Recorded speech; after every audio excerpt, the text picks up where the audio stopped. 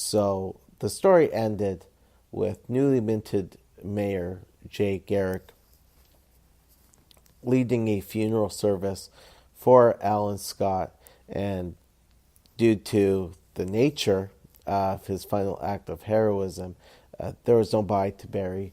There was only an empty coffin. And that's how the pre-Flashpoint era for Alan Scott would conclude with his death. And so I think, given everything I've seen so far in the Rebirth era, I'm really thinking that the pre-Flashpoint JSA is going to come back and be reintegrated into the DCU.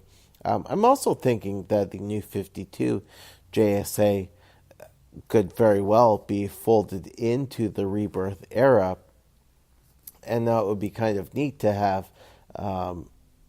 two versions of the JSA in the larger DC multiverse. But now the question is how to bring back Alan, since he seemingly incinerated himself. How do you explain his coming back? I mean, you could do what people have suggested jokingly about bringing Ted Kord back.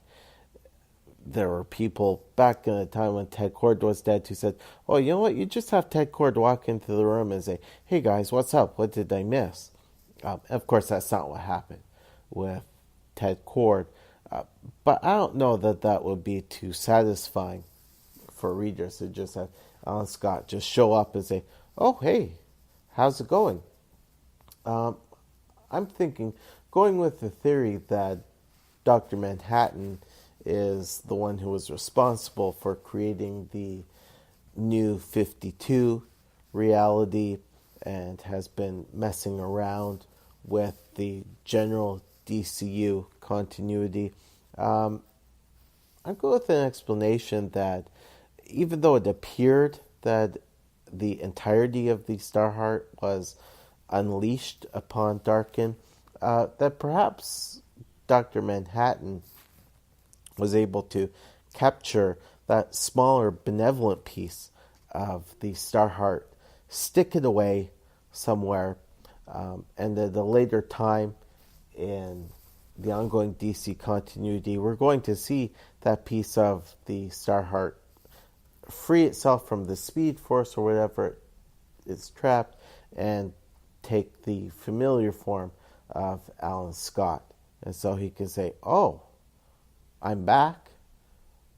It's me. I'm in control. I don't have the larger part of the Starheart within me. Maybe Alan can find a way to build a new lantern and transfer that smaller piece of the Starheart back into the lantern so that he has a fully human body again, so that he could age normally. That's just one idea I have. And if anybody who works on the creative staff at DC Comics wants to take this idea and run with it, go ahead. I will not try to launch any lawsuits. I just want to see one of my all-time favorite comic book characters back. Now, I did promise you folks that I'd end off this episode by talking about one of my favorite pre-Flashpoint era stories featuring Alan Scott. And that story comes from a series called DC First. DC First was published in 2002, and it featured different team-ups of characters at DCU. In some cases, they were entirely original stories. In other cases, the stories were based on favorite stories from yesteryear, but updated so that they fit into the post-crisis or pre-Flashpoint timeline. And so I want to talk about DC First, Green Lantern, Green Lantern. It was written by Ben Robb, who was the Green Lantern scribe for the final Kyle Rayner starring Green Lantern issues. The art was by Pete Woods and Jamal Igle, who would make great ongoing Green Lantern artists. And this was an updating of the story, which was printed in issue number 40 from volume 2 of Green Lantern. And this story presented not the first meeting between Hal Jordan and Alan Scott, but it did tell the story of the first team up of these two Green Lanterns. It has a really neat framing story to it. Alan is, in the present day, going to a gala where he receives a Lifetime Achievement Award for his years in broadcasting. And for all he's Green Lantern and he's somebody who has fought great evil for decades, he's quite uncomfortable about giving an acceptance speech. And once the speech is over, he goes to Kyle, who's attended the gala along with Jade, and he says, "Oh, I'm so glad that's over. I'm not really proud of my lifetime achievement in broadcasting. The Gotham Broadcasting Company was a mess. When I took it over, it was still a mess by the time that I was done with it." And Kyle says to Alan, "Well, what are you proud of?"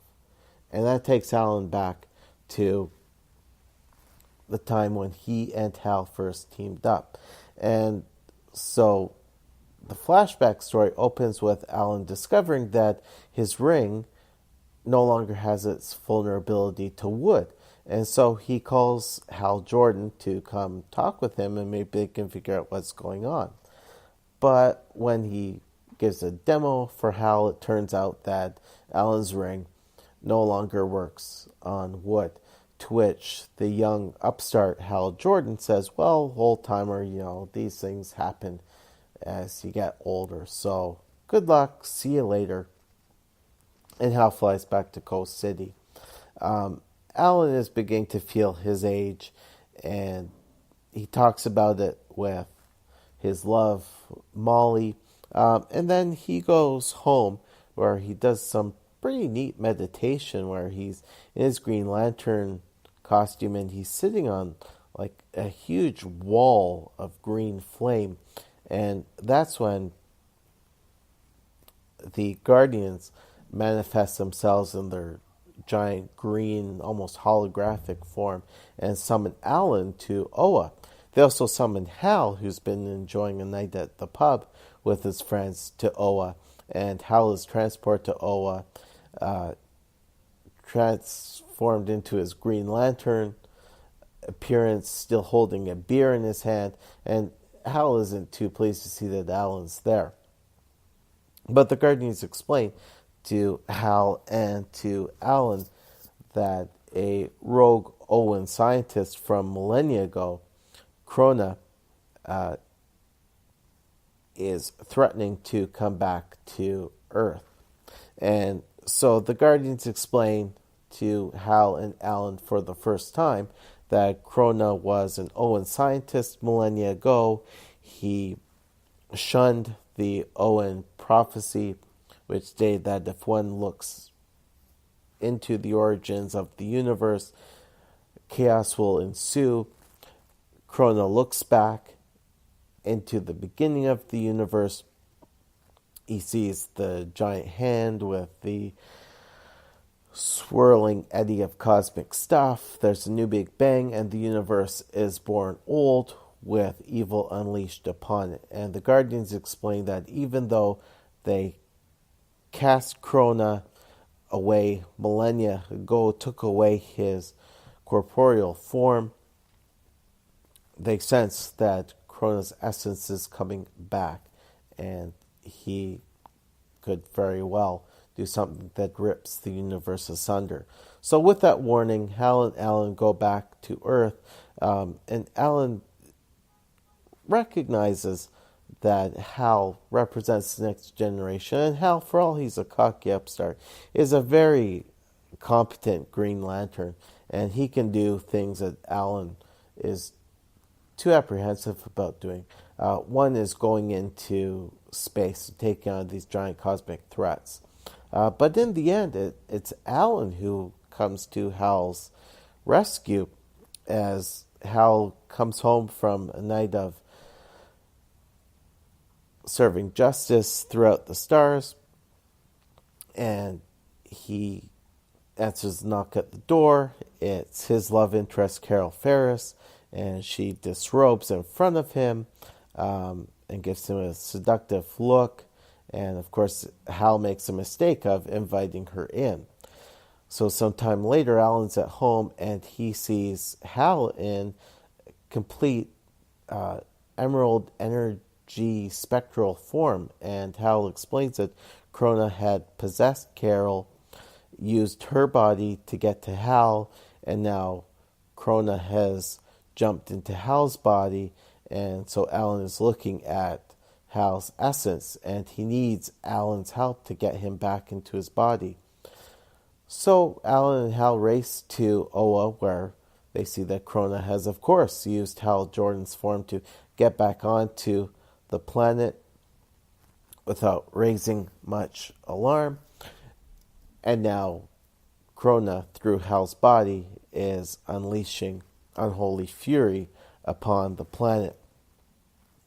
In the end, Alan is able to help the Guardians and Hal kick Krona out of Hal's body.